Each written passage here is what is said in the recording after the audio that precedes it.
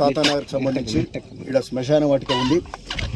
ఈ శ్మశాన వాటిక భువనగిరి మున్సిపాలిటీకి సంబంధించి దాదాపు 10-12 వార్డులకు యూజ్ అవుతుంది. అంటే సగం భువనగిరి అంటారు, సగం భువనగిరి కాకుండా 1/3 భువనగిరి, 3వ వంతు భువనగిరి మున్సిపాలిటీ ఇటుకే శ్మశాన వాటికకు వస్తారు. మరి ఇక్కడ సంబంధించిన వసతులు చూస్తే స్థలం అంత లేదు. ఇక్కడ మరి ఎవరో వెంచర్ రోడ్డు గోడ అడ్డం పెట్టిండు, ఇన్క్రెడిబుల్ ఉన్నట్టు. ఇక్కడ బోర్ లేదు, నీటి వసతి లేదు, బర్నింగ్ ఘాట్స్, శ్మశాన ఘాట్ ఉంటుంది కదా, ఘాట్స్, ఆ బర్నింగ్ ఘాట్స్ లేవు. వీడికి రావాలంటే రోడ్ లేదు. భువనగిరి అలుగు, ఆ చెర్ల అలుగు పోతే ఆ అలుగు ఆడికెళ్ళి పోతుంది. అన్ని కంకర రాళ్ళు తేలినాయి, నల్ల రాళ్ళు తేలినాయి. నడుచుకుంటూ రావాలంటే కష్టం ఉంది, నీళ్ళు పోతూనే ఉన్నాయి. సో ఇది కాదు మనకు ఉండాల్సింది. చిన్న చిన్న ఊర్లలో కూడా శ్మశాన వాటికలు అయినాయి. మరి గత 5-10 ఏళ్ళకి వెళ్ళి ఎవరు ఏం చేసారో ఎందుకు పట్టించుకోలేదు. సో దీని మీద ఈరోజు 12th వార్డుకి వెళ్ళి మొదలుపెట్టినాం. అక్కడ YSR function hall back side అక్కడ కూడా రోడ్డు డ్రైనేజ్ సూచించడం, ప్రతి వార్డులో ప్రతి దగ్గర ఏమేమి లోపాలు ఉన్నాయి అవన్నీ కూడా చూస్తూ అవన్నిటిని ఎస్టిమేషన్ ఇస్తూ ఆ లోపాలన్నీ సరిదిద్దుతూ అభివృద్ధి కార్యక్రమాలు చేస్తున్నాం. సరే, ఇక్కడికి వస్తే ఇది అతి ముఖ్యమైనది 1/3 భువనగిరికి సంబంధించిన శ్మశాన వాటికను ఇక్కడ గోడ అడ్డం పెట్టి ఆ వెంచర్ ఆయన ఆ గోడ తీశారు. ఆ గోడ తీసేసి ఈ ల్యాండ్ ఆడదానికి ఎక్స్టెన్షన్ చేసుకుంటాం ఆ కంపల్సరీ వరకు. ఇది బఫర్ ఏరియా ఇది. ఓకే, అయితే శ్మశాన వాటికలకు ఎప్పుడైనా కూడా దీనికి ఏమంటారు ఎగ్జంప్షన్ ఉంటుంది. శ్మశాన వాటికలు ఎప్పుడైనా వాగులు ఎంబడి, గోదావరి ఎంబడి కూడా ఉంటాయి, ఆడ గంగ ఎంబడి కూడా ఉంటాయి.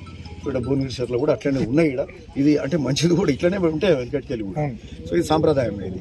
సో అయితే ఈ స్థలము ప్రాపర్గా చేసుకుందాం. ఆడదాకా పెంచి ఈడ ప్రాపర్ బోర్ వేసుకొని, మోటార్లు పెట్టుకొని, వాటర్ ట్యాంక్స్ కట్టుకొని, బాతింగ్ ఘాట్స్, స్నానాలకు కూడా వసతులు ఏర్పరచుకొని, 2 బర్నింగ్ ఘాట్స్ కూడా పెట్టుకొని, దీనికి సంబంధించి అంటే ప్రాపర్ శ్మశాన వాటిగా దీన్ని స్వర్గధామం అంటామా, ఏమంటారు వైకుంఠధామం. ఇక్కడ భువనగిరిలో వైకుంఠధామం, ఈడ తాతానగర్లో ఏర్పరచుకుంటాం.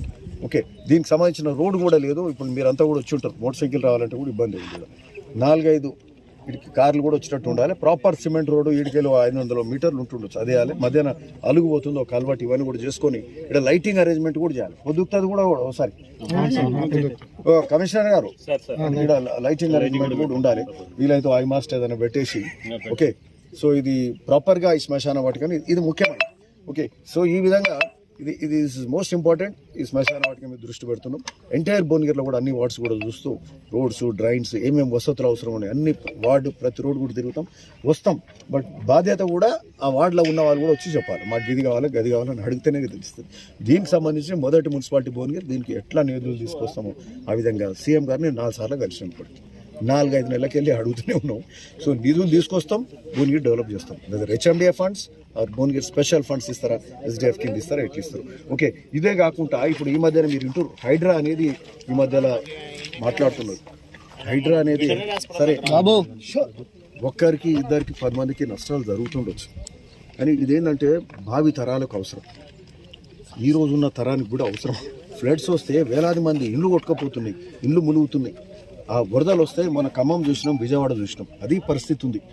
అదేగాక చెరువులు, కుంటలు, కాలువలు నేటి మనుషులు బతుకుతున్నాం, మంచిగానే ఉంది, అంతా బాగానే ఉంది. కానీ ప్రకృతి కూడా ఉండాలి. ప్రకృతి ఉంటేనే మనం కూడా జనం కూడా అంతా మంచిగా బతకడానికి ఆస్కారం ఉంటుంది. కాబట్టి ప్రకృతి కాపాడే ఇలా చెరువులు, కుంటలు అతి ముఖ్యమైనది. Hydra is so important. CM Revanth Reddy గారు ఈరోజు గొప్ప కార్యక్రమం చేసిండ్రు.